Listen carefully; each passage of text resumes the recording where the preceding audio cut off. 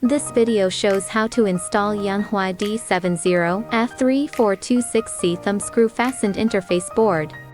1. Find the interface board installation area on the instrument according to the visual positioning mark on the interface board. 2. Find the correct positioning holes of D1 to D4 on the instrument. 3. Align the interface board with the screw fastener holes and D3-D4 positioning points. 4. Press the interface board down with your left hand, tighten the locking screw with your right hand, the installation done.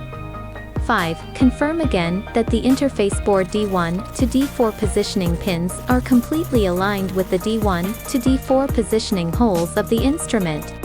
Yanhua MQB interface board has the advantages of compact size, precise pin positioning, easy installation, pin connection is firm and stable, not easy to loosen, and safer data reading and writing.